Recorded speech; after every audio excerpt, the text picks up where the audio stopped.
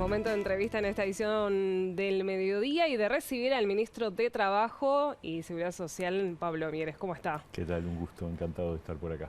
En minutos nada más va a estar en Torre Ejecutiva participando de esta reunión del sector productivo por tema sequía. Sí, efectivamente todos sabemos, estamos viviendo una situación realmente muy grave con respecto a la producción en general en todo el país. Y obviamente, más allá de que ya se han tomado un conjunto de medidas y de respuestas que el gobierno ha dado, como la situación continúa y se viene por lo tanto agravando, sin duda que hay que seguir analizando lo que tiene que ver con la oportunidad de generar nuevas respuestas de parte del gobierno. Ese es el sentido de la reunión convocada por el presidente. ¿Por dónde irían? Bueno, en general lo que yo, digamos, está vinculado a mi ámbito, está relacionado con los reclamos de los sectores productivos por postergaciones de pagos. Es lo lógico, es decir, empieza a haber dificultades para hacer frente a obligaciones cuando la producción no está acompañando ese proceso. Pero no puedo decir mucho más porque es una cosa que vamos a discutir ahora en un rato, ¿no? Salió la estadística del salario real, aumentó un 1% en 2022. Sí. ¿Eso es una buena noticia? ¿Está conforme? Es una buena noticia.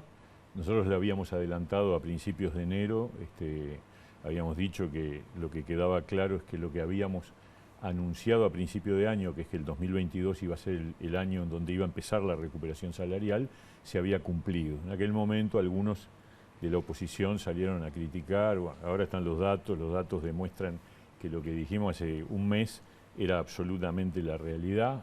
El salario real comenzó su recuperación en el 2022 y va a continuar en 2023 y seguramente vamos a completar el proceso de recuperación que fue el resultado.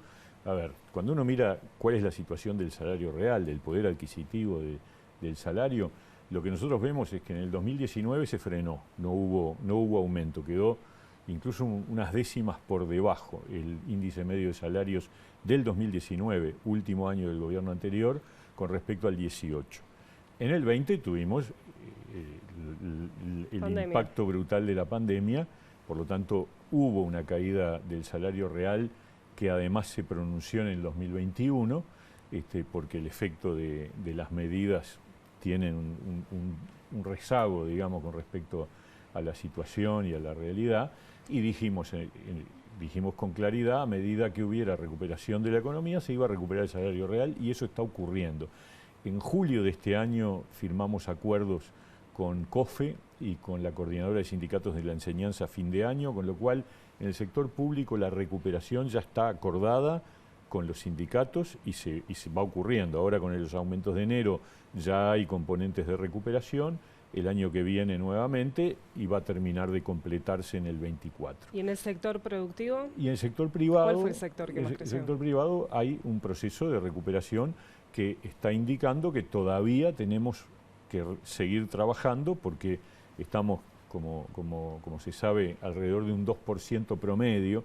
Promedio esconde heterogeneidades, hay sectores de trabajadores que han crecido el salario real, y hay que tener en cuenta que en el 2022 tuvimos el impacto de la guerra de la invasión de Rusia a Ucrania, que empujó la inflación en el mundo y por lo tanto eso hizo más difícil también la recuperación. A pesar de eso, el salario real en el 2022 creció un 1% promedio y tenemos por delante seguir recuperando, y el gran punto crucial va a ser para el sector privado la 10ª ronda que va a tener lugar en julio, en donde se va a negociar en más de 200 mesas los acuerdos salariales para los próximos 2 años, o sea, de 2023 a 2025. Y son 197 grupos por ahí, este sí, año. Exactamente. Sí, y tenemos antes, en mayo, el de la construcción, porque el convenio de la construcción vence el 30 de abril, o sea que a partir de mayo... Habían acordado por 2 años. ¿Esta es la última ronda de la que nos va a tocar a salarios nosotros, probablemente. del periodo? Grande. Después siempre hay algunas mesas que tienen cierres en otros momentos, pero la ronda importante, grande, es interesante porque cuando asumimos, la oposición decía que íbamos a desmontar los consejos de salarios. Y bueno, tuvimos ronda salarial en 2020, ronda salarial en 2021, ronda salarial en 2023, y además todas las medidas que tuvimos de convocatoria al Consejo Superior Tripartito relacionado con la necesidad de dialogar con las partes. O sea, si ha habido algo claro en esta gestión, es que ha habido diálogo tripartito todo el tiempo, que ha habido negociación tripartita permanente y que se han mantenido las reglas de juego de una negociación salarial que obviamente es parte de la vida democrática del Uruguay, ¿no? ¿Teme conflictos? Bueno, el conflictos año pasado hubo bastantes. Siempre hay. Hoy hablábamos con algunos, con el subsecretario, con el director de trabajo, sobre la conflictividad. Si uno separa la conflictividad político-ideológica, es decir, las medidas que se tomaron de conflicto frente a proyectos del gobierno, por ejemplo, la reforma de seguridad social o la reforma educativa, y solamente tomamos en cuenta los conflictos, la conflictividad vinculada a asuntos estrictamente salariales, despidos, en fin, beneficios laborales, yo diría que la conflictividad en Uruguay está en niveles muy razonables.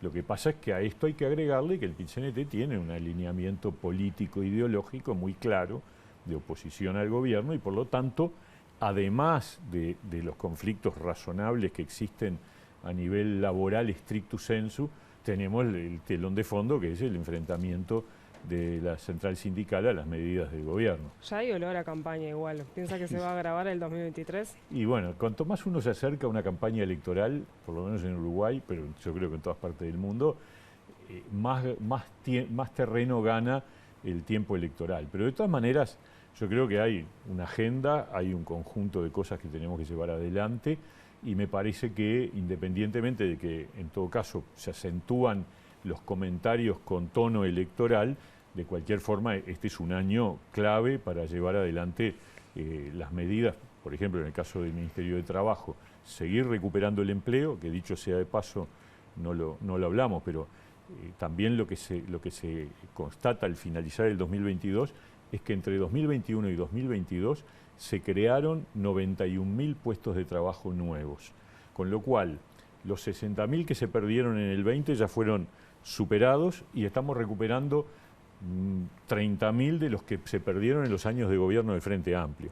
Y es interesante porque debe ser la primera vez en mucho tiempo que simultáneamente crece el empleo y crece el salario, que es una cosa que en general siempre se dijo que eran como difícil de compatibilizar. Bueno, en el 2022 creció el empleo, alrededor de unos 35.000 puestos de trabajo, y creció el salario. Esto es parte de la política de este gobierno. Yo creo que eso hay que reconocerlo, destacarlo, y debería alegrarnos a todos. Lamentablemente a algunos parecería como que no les gusta, pero bueno, así es la vida política, ¿no? Mieres, brevemente, aumento de pasividades. ¿A partir de marzo? El aumento de pasividades se disparó el 1 de enero, ya se está cobrando ahora en esta semana de febrero. Tiene que ver con el índice medio de salarios.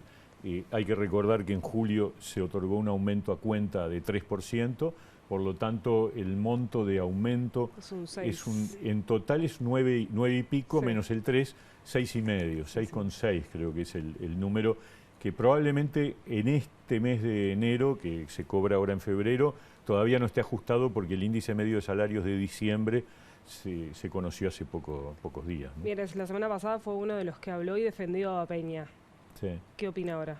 No es que haya defendido, dije que me parecía que había dicho que había cometido un error. Ahora, el problema es que después de eso ocurrió otra, digamos, desajuste de la realidad y me parece que era obvio que lo que pasó tenía que pasar. Es decir, cuando ocurre una situación de este tipo y no hay una declaración ajustada a la realidad, me parece que está bien lo que hizo, ¿no? ¿Afecta la imagen de la coalición? Yo creo que no. Yo creo que tenemos un problema los uruguayos con el tema de los títulos. Es un tema, yo creo que está vinculado a una sobrevaloración que la cultura uruguaya ha hecho. Es aquello de mi hijo el doctor, sí, de las obras literarias. Es decir, una persona no vale más ni menos por tener un título. Y en la actividad política, menos todavía, una persona puede alcanzar respaldo ciudadano siendo titulado o sin título, porque la gente valora muchas cosas muy distintas. Mujica llegó a ser presidente. Claro, por supuesto, y hay ejemplos en el mundo entero de gente que no tiene título. Entonces, pero en Uruguay hay como un sentido de que eso es importante y me parece que no está bueno, me parece que es una característica de la cultura. Y bueno, y han pasado varios casos, y está bien que haya reacciones, pero también hay que ubicarlas en sus justos términos. El tema es, digamos, en todo caso, el problema de decir la verdad, que ese sí es un tema relevante. Una cosa es sobrevalorar y otra cosa es mentir. Lo relevante es decir siempre la verdad. Muchísimas gracias, Un gusto, Mieres. encantado. Momento de hacer otra pausa, enseguida volvemos.